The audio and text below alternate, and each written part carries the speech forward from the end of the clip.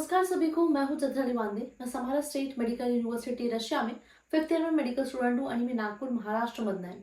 So basically अब जो समय चल रहा है उसमें सबको अपने आप पे डाउट हो रहा है कि मुझसे नीट का एग्जाम नहीं हो रहा है, मुझसे केमिस्ट्री नहीं हो रहा है, मुझसे फिजिक्स नहीं हो रहा है। मेनली फिजिक्स को लेकर के होता है कि मुझसे फिजिक्स नहीं हो रहा है तो क्या मुझसे एमबीबीएस होगा। मेरा 10th में इतना स्कोर था, मेरा 12th में ऐसा स्कोर था, मेरे 2 साल से ड्रॉप चल रहे हैं, तो क्या मैं एमबीबीएस रशिया से कर पाऊंगा या कर पाऊंगी। तो आप जो खुद पे ये सवाल उठा रहे हैं, ठीक है, तो इस सवाल पे हम मेनली बात करेंगे क्योंकि रिसेंटली मुझे हर बच्चे ने ऑलमोस्ट यही मैसेज किया है, कम से कम 40 से 50 बच्चों ने, कि मैं एक एवरेज स्टूडेंट हूँ तो क्या मैं एमबीबीएस रशिया से कर पाऊंगा या कर पाऊंगी। ठीक है, तो मैं आप लोगों को एक चीज़ बताती हूँ। मैंने मेरा पहले से था, ठीक है, कि मुझे डॉक्टर बनना है। पहले तो मुझे वैसे प्रेसिडेंट बनना था जब मैं बहुत छोटी थी, बट जब मुझे समझ आई चीज़ें तब से मुझे डॉक्टर ही बनना था। ठीक है, तो उसके लिए मैंने अपना 10th 2015 में पास आउट किया है। एंड 2016 में 11, 2017 में मैंने नीट का एग्ज़ाम दिया, 2018 में मैंने नीट का एग्ज़ाम दिया, 2019 में मैंने लास्ट नीट का एग्ज़ाम दिया। तब ऑन एन एवरेज मेरा मतलब 2019 में 503 तक के स्कोर आ रहा था। बट तब जब मैं थी ये एग्ज़ाम्स दे रही थी तब मेरे भी दिमाग में सेम क्वेश्चन आया था कि मैंने 3 साल से, मतलब बेसिकली तुम लोगों को इतने ताने मिलते हैं हर जगह से, रिलेटिव से, हर जगह से, कि तुम लोग 3 साल से, स्पेशली मुझे बोला गया था, 3 साल से 3 सब्जेक्ट्स पढ़ रहे हो फिर भी तुमसे एक एग्ज़ाम नहीं क्लियर हो रहा है, क्या तुम एमबीबीएस कर लोगे? एमबीबीएस जितना डिफिकल्ट कोर्स तुम कर लोगे? तो उस वक्त मुझे भी खुद पे डाउट हुआ था कि सच में जो ये सब लोग बोल रहे हैं क्या वो सही है। सही तो बात है, मुझसे नहीं हुआ, नीट का नहीं हुआ, तो क्या मैं एमबीबीएस कर लूँगी? तो देखो उस वक्त क्या था कि नीट इस काफ़ी कम्प्लीटली डिफरेंट है। नीट में आता है आपको फिजिक्स, केमिस्ट्री, बायोलॉजी। फिजिक्स होती नहीं है ना, मेरे से हुई, मोस्ट ऑफ द बच्चों से नहीं होती है। फिजिक्स एक काफ़ी डिफिकल्ट सब्जेक्ट है यार। एंड जितने भी मोस्ट ऑफ द लोग जितने भी तुमको बोलेंगे ना तुमसे नीट नहीं हुआ, 3 साल से एक ही दे रहे हो, 2 साल से ड्रॉप कर रहे हो, ड्रॉपर हो, तुम्हें तो चीज़ें याद होनी चाहिए, तुम्हें तो पेज नंबर याद होनी चाहिए। तो ये लोग जितने भी लोग तुम्हें ताने मार रहे हैं ना, इनमें से किसी ने नीट का एग्जाम नहीं दिया है भाई। वही लोग ताने मारते हैं। जिसने एग्जाम दिया है ना उसको पता है कि इतनी मेहनत लगती है, कैसी चीज़ें हैं, क्या लगता है, ये सारी चीज़ें उनको आइडिया है। ठीक है, तो सबसे पहले अपने आप पे सवाल उठाना बंद करो और अपने आप पे भरोसा रखो। ठीक है, अपनी मेहनत पे भरोसा रखो। उस वक्त मुझे भी लगा था, ठीक है, आज उस वक्त मुझे बताने वाला कोई नहीं है, बट आज तो मुझे बताने के लिए मैं हूँ। उस वक्त मुझे भी लगा था कि क्या मुझे मुझे क्या मेरे से एमबीबीएस सच में होगा। तो देखो मैं एक चीज़ तुम्हें बता दूँ, ठीक है, मैं कोई खास, कोई बहुत होशियार नहीं हूँ, मैं बिलो एवरेज स्टूडेंट हूँ। ठीक है, मेरी ग्रास्पिंग पावर थोड़ी कम है। ठीक है, कोई ऐसा नहीं होता, मतलब जनरली पेरेंट्स जब डिफरेंशिएट करते हैं, मेरा एक बेटा बहुत अच्छा है पढ़ने में, ये थोड़ा कमज़ोर है, ऐसा कुछ नहीं होता। कोई कमज़ोर, कोई इंटेलिजेंट, ऐसा कुछ नहीं होता। आपकी मेहनत पे है, मेहनत करोगे कुछ भी चीज़ कर लोगे। ठीक है, वो आप करना नहीं चाहते। बायोलॉजी पे, बायोलॉजी आपको सब्जेक्ट समझ में आता है, बायोलॉजी के लिए आपके पास दिमाग है। फिजिक्स के लिए अलग दिमाग लगता है क्या? नहीं ना, सेम ही दिमाग लगता है ना। फिजिक्स में आपका मन नहीं है, फिजिक्स में आपका इंटरेस्ट नहीं है, बात वो होती है। ऐसी ज़िंदगी में, दुनिया में कोई चीज़ नहीं है जिसके तुम मेहनत करो वो चीज़ तुम्हें ना मिले। हर चीज़, ठीक है। अगर तुम, मैं पूरे टाइम क्या बोलूँगी, मेरे को फिजिक्स नहीं आती, मेरे को फिजिक्स नहीं आती, फॉर्मूले याद नहीं रहते, न्यूमेरिकल सॉल्व नहीं होते, तो उसके लिए तुमने क्या किया? नहीं होता ना, तो उसके लिए तुमने किया क्या? ठीक है, बैठी मैं, बैठो, क्यों नहीं हो रहा है, बैठो, क्यों नहीं हो रहा है, ये देखो, ठीक है, समझो। ठीक है, तो बेसिकली क्या होता है, अगर आपका मन है तो वो चीज़ आप कर लोगे, चाहे कितनी भी मुश्किल क्यों ना हो। ठीक है, तो बात सारी इंटरेस्ट की होती है। जब तक कि मैं चीज़ें लिखूँ नहीं तब तक कि मुझे चीज़ें याद नहीं रहती है। मेरे लिए लिखना बहुत ज़रूरी है, तो मेहनत करो। ठीक है, किसी किसी की ग्रास्पिंग पावर अच्छी होती है, ये तुम बोल सकते हो। ठीक है, किसी किसी को ज़्यादा मेहनत करना पड़ता है, थोड़ा ज़्यादा वर्क करना पड़ता है कि ताकि वो चीज़ें ज़्यादा लंबे समय तक के याद रहे। ये बेसिकली डिफरेंस होता है। तो हाँ, एक मैं बीइंग खुद एक बिलो एवरेज स्टूडेंट, मेरा 10th में 89 के अराउंड परसेंटेज थे मेरे। ठीक है, 12th में कोई खास परसेंटेज नहीं थे, 75 के ऊपर थे, 80 के नीचे थे, इतने मेरे परसेंटेज थे। तो तुम इससे अंदाज़ा लगा लो, क्योंकि मैं सीबीएसई से, मतलब मैं एक एवरेज स्टूडेंट हूँ, बिलो एवरेज ही बोल सकते हो तुम। ठीक है, मेरे से तो फार बेटर हो तुम, मेरे से ज़्यादा नॉलेज है तुम्हें। ठीक है, मैं तो 2019 में आई थी जब यूट्यूब के बारे में मुझे पता ही नहीं था कि क्या होता भी है ये।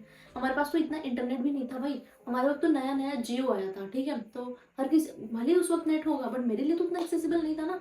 तो ये सारे फर्क है।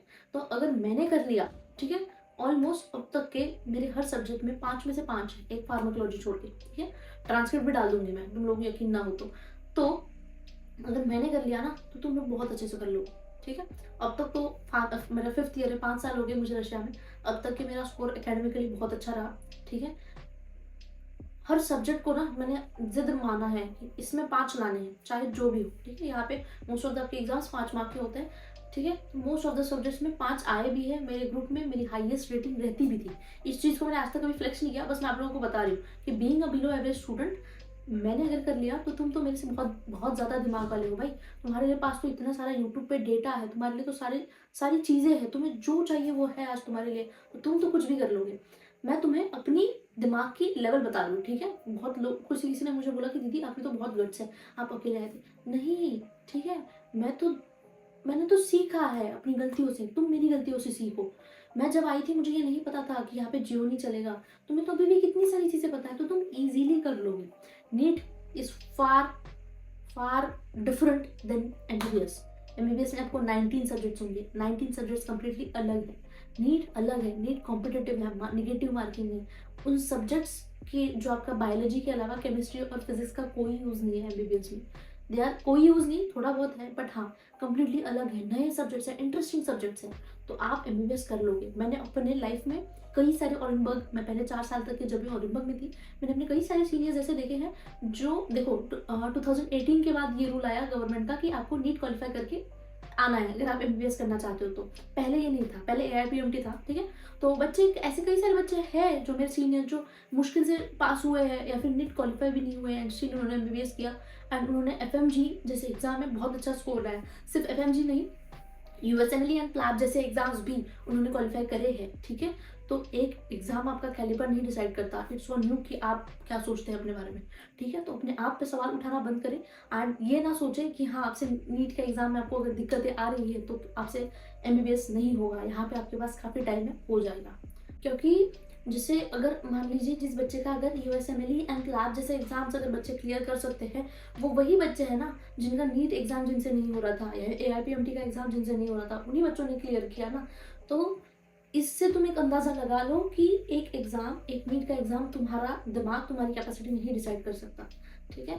तो जितना तुम खुद को लेकर के पॉजिटिव रहोगे कि हाँ मेरा होगा, उतना सही होगा।